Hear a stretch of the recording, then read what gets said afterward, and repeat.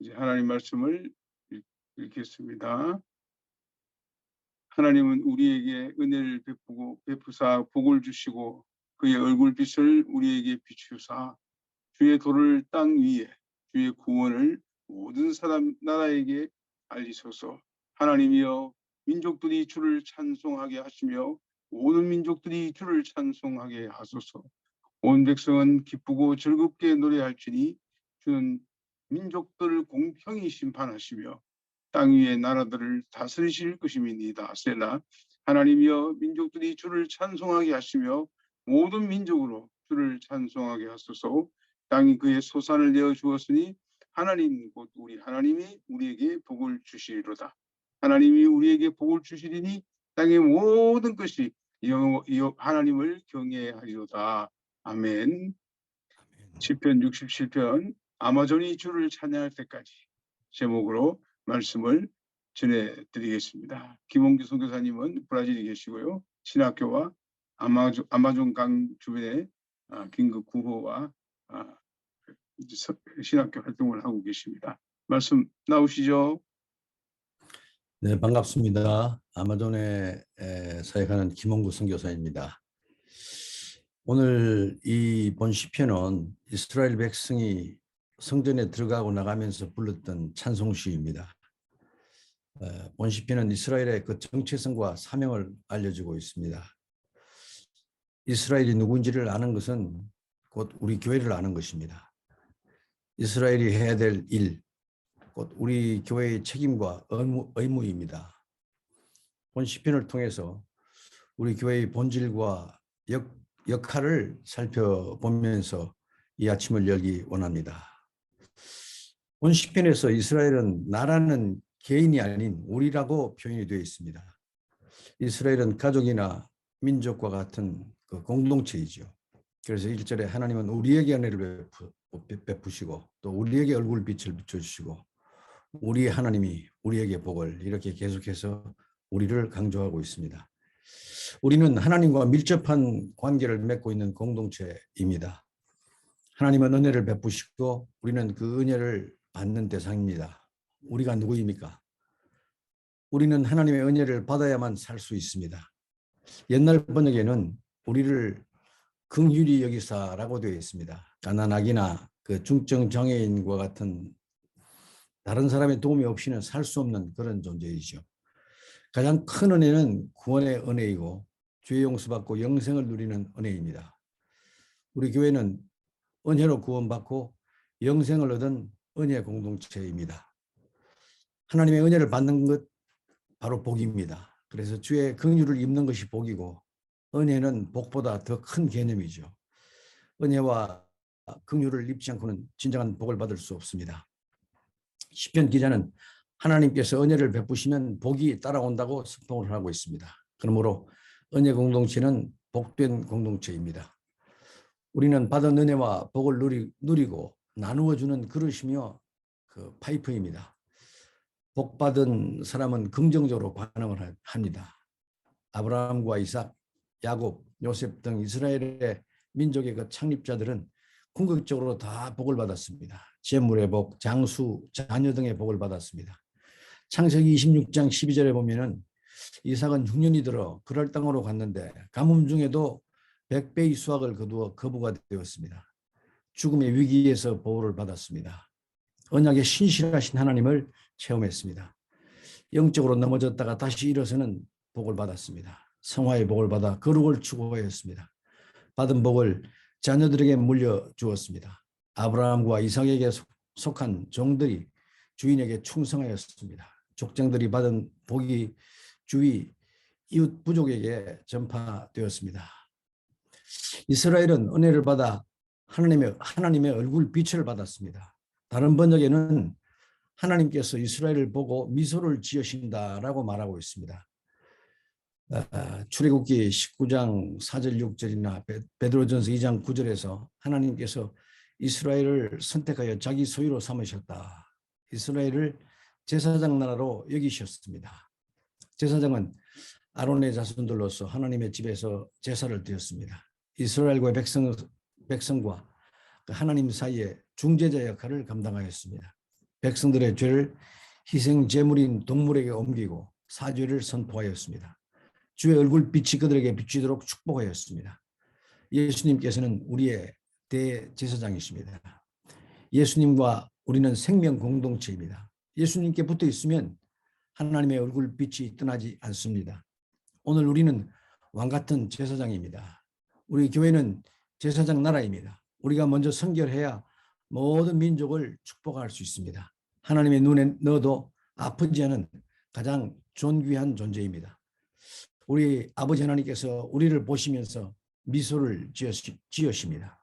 우리를 생각하시면서 웃으십니다. 은혜와 축복받아 하나님의 얼굴빛이 머무는 이스라엘이 할 일이 있습니다. 이것을 다른 말로 이스라엘의 사명 혹은 책임과 의무라고 할 수 있습니다. 하나님의 총애를 받은 이스라엘의 가장 큰 사명은 하나님을 찬양하고 예배하는 것입니다. 전도와 선교는 주님 오실 때까지 주어진 한시적인 사명입니다. 그러나 찬양과 예배는 영원한 사명입니다. 저희 선교지에도 공예배를 가장 중요하게 생각을 합니다. 예배 때 부를 찬송 한 곡 한 곡, 한 소절 한 소절, 낱말 하나도 그 의미를 깊이 생각합니다. 이 찬송시에서 우리가 하나님을 찬송하고 예배하는 이유를 잘 설명하고 있습니다. 이 본시의 형식은 수미상관이라고 하는데 1절과 7절이 연결되어 있고 2절, 3절과 5절, 6절이 연결되어 한가운데 있는 4절을 강조하고 있습니다. 이스라엘과 온 백성의 찬송의 근거는 하나님의 공의로운 심판과 통치입니다. 하나님은 인류 타락 이후 지금까지 하나님 나라를 파괴하는 원수 마귀를 심판해 왔습니다. 또한 사랑과 공의로 그의 나라를 통치하십니다. 온 세상과 만상을 다스리십니다. 우리 교회를 책임지십니다. 오늘도 우리 주님께서 역사를 주관하십니다. 오늘도 살아계셔서 온 세상을 다스리시는 하나님을 찬양하고 예배하기 위하여 우리는 여기에 모였습니다. 하나님의 주권과 통치가 우리 찬양과 예배의 이유이며 내용입니다. 이사야 43장 21절에서 하나님께서 우리를 지으신 목적이 찬양받으시기 위함이라고 말하고 있습니다. 우리는 하나님을 찬양하기 위하여 태어났습니다. 찬양과 예배 없는 교회는 존재하지 않습니다. 이스라엘이 받은 은혜와 복을 인해 하나님을 찬양하였습니다. 족장들은 가는 곳마다 돌단을 쌓고 예배하였습니다. 조상 아브라함과 이삭과 야곱과 맺은 언약을 기억하고 자손들에게 전수하였습니다. 이방 족속들은 이스라엘이 하나님의 복을 받는 것을 보았습니다. 이스라엘 하나님의 존재와 행사를 들으면서 동경하였습니다. 이방인들이 이스라엘 하나님의 영광에 매료되었습니다.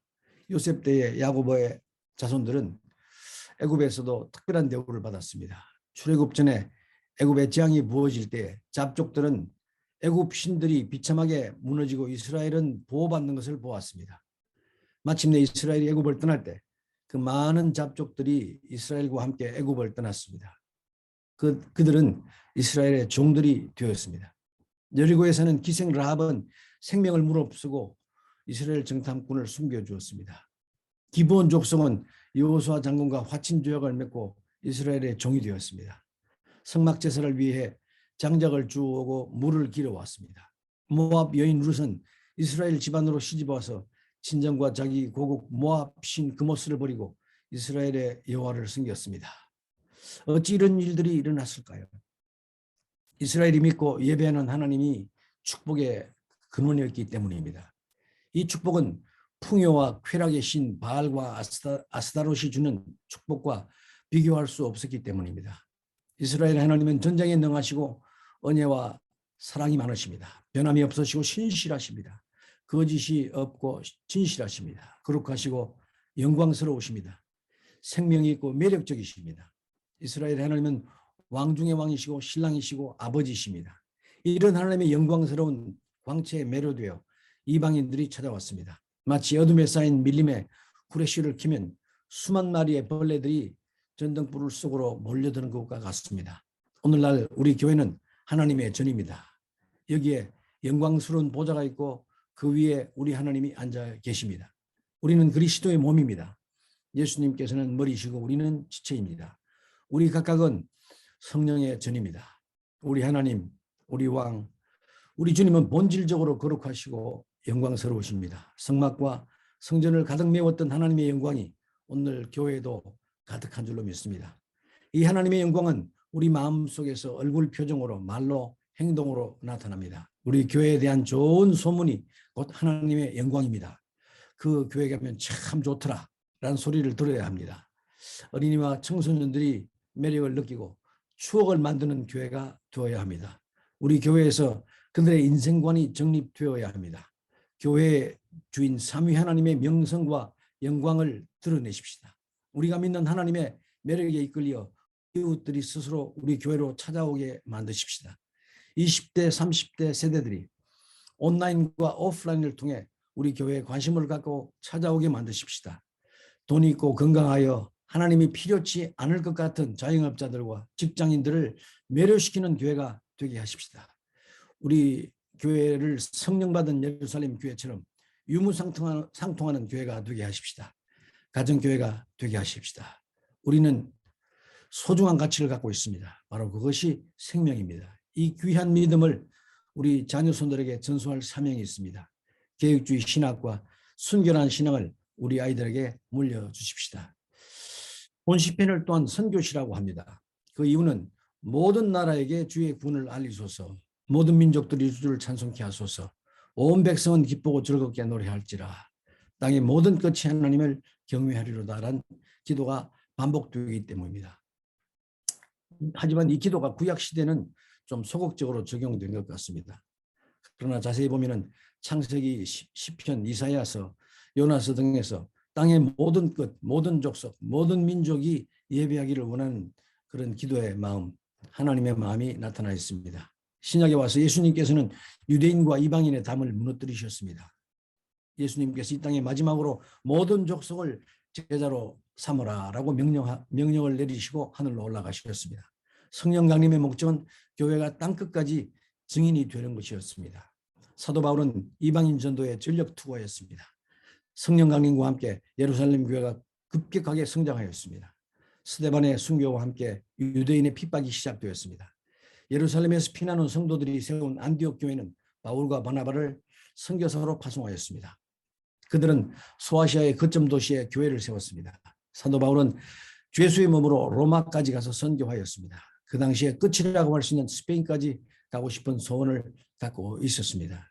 계시록 7장 9절에서 10절에서 사도 요한은 각 나라 각 족속 백성과 방언의 큰 무리가 어린 양의 구원을 노래하고 있습니다. 2000년 교회 역사는 선교의 역사를 해도 과언이 아닙니다. 예루살렘에서 시작된 교회가 소아시아로 로마 제국 전역으로 확장되었습니다. 오늘날 영국, 스페인, 독일, 동구라파, 러시아, 아랍, 북아프리카까지 복음이 전해졌습니다. 중세 가톨릭 교회도 선교하였습니다. 종교개혁과 함께 개신교도 선교하였습니다. 칼빈이 목회했던 제네바 교회는 브라질까지 선교사를 파송하였습니다. 제국주의의 출현과 함께 화란, 영국, 스코틀랜드 등 개혁 교회들이 전 세계로 선교사를 파송하였습니다. 중국과 인도의 허더슨 테일러, 윌리엄 캐리 등의 선교 거장들이 사역하였습니다. 1866년 영국 웨일즈 출신 토마스 선교사가 대동강변에서 조선군 병사에게 성경을 전해주고 순교하였습니다. 그 후에 언더우드, 아펜셀러, 알렌 등의 3,000여 명의 선교사들이 조선에 왔습니다. 우리 교회도 국내외 선교와 구제에 각별한 노력을 기울이고 있습니다. 우리가 받은 은혜와 긍휼과 하나님의 얼굴 비춤이 가장 큰 복입니다. 오늘 우리가 주의 보좌 앞에 앉아 있는 것이 얼마나 감사한 일입니까? 오늘날 우리가 하나님을 찬양하고 예배하는 것이 영적 전쟁입니다. 하나님의 필요를 전혀 느끼지 않는 땅에 살고 있습니다. 하나님의 존재가 불편한 시대입니다. 돈과 건강과 육신적 만족을 따라가는 세대입니다. 영적 어둠에 갇힌 이곳에 우리 교회는 밝은 등불입니다. 지역을 살리고 맛을 내는 소금입니다. 우리가 예배하고 찬양하고 기도하고 사랑하고 선교할 때 역사가 일어납니다. 지치고 고난 영혼들이 우리 교회로 몰려들 것입니다.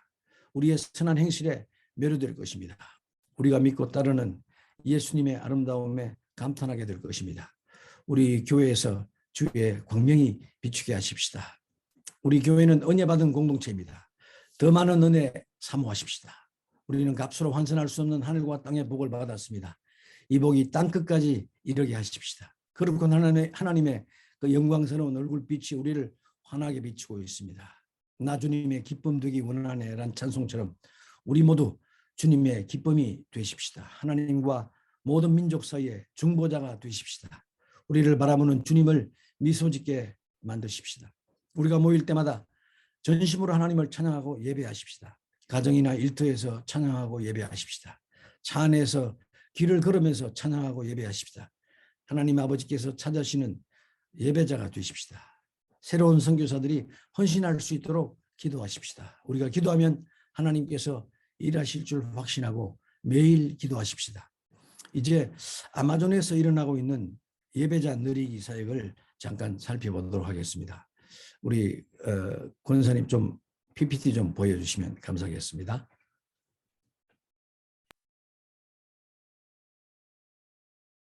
예, 저희가 비전 2030 아마존이 주를 찬양할 때까지란 제목으로 지금까지 한 19년 정도 사역을 하고 있는데요. 다음요.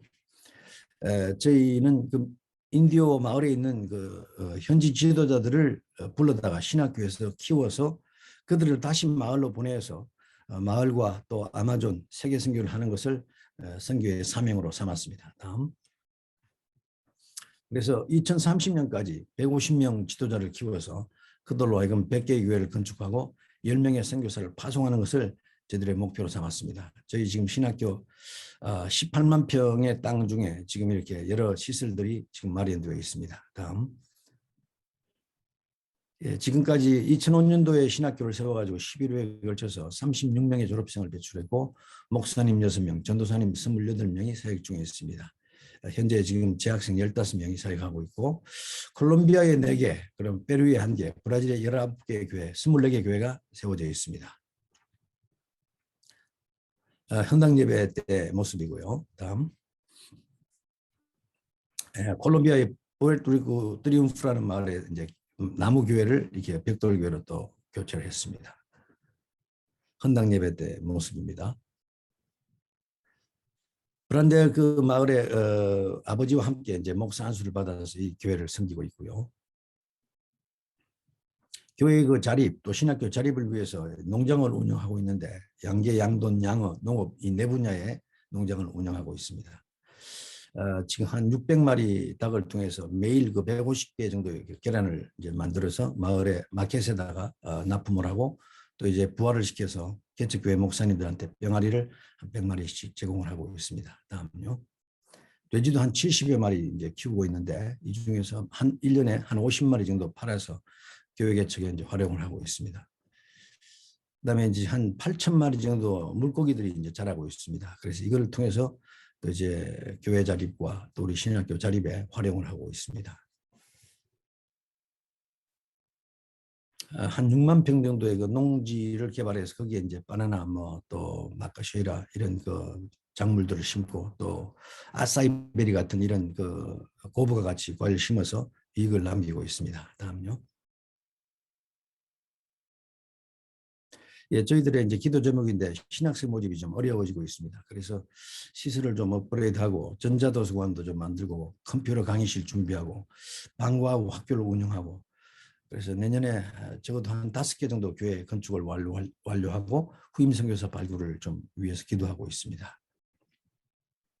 다음 우리 비전 2030 2030년까지 150명 지도자 키우고 100개 교회 개척하고 10명 선교사 키우는 이를 위해서 좀 같이 기도해 주시고 아마존이 주를 찬양할 때까지 네 감사합니다. 아마존 어느 지역에서 사역하시죠? 그 아마존강 상류인데요. 상류에 그 브라질하고 페루, 콜롬비아 그 세 나라 만나는 국경 지역에 이제 브라질이 시작되는 곳입니다. 거기가.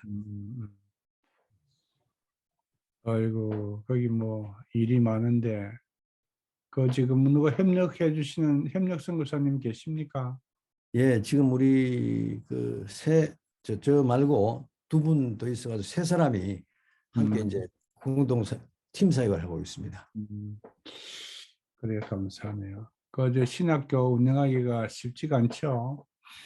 뭐 신학교 학생들 이제 기숙사에서 적어도 한 10주 이상 이제 먹고 이렇게 이제 생활해야 되니까 먹는 것부터 시작해서 다 이제 저희들이 공급을 해야 되니까 조금 어려움은 있습니다만은 뭐 하나님께서 은혜로 지금까지 이렇게 또 신학교 운영할 수 있도록 도와주시고 지금 교회 또 개척하는 일 이런 일을 좀 계속해서 잘 감당하고 있습니다. 네, 힘내시고 그것도 신학교 운영하는 그 아마존에 있는 그 각 지역에 있는 사람들 불러서 교육하기가 쉽지 않은데 현지 사정에 맞도록 신학교 커리큘럼도 조정하고 조금 컨트롤을 할 필요가 있을 겁니다. 예, 맞습니다. 예. 현지 사정에 맞도록 예, 예. 학생들 형편에 맞도록 또 예. 그 거리가 굉장히 먼 거리들인데 다 배 타고 다니는 길 아닙니까? 예, 맞습니다. 그 분교를 세워서 활용을 하기도 하고 이렇게 예, 예. 그렇게 한번 해보시길 바랍니다. 예, 아이고, 조언 감사합니다.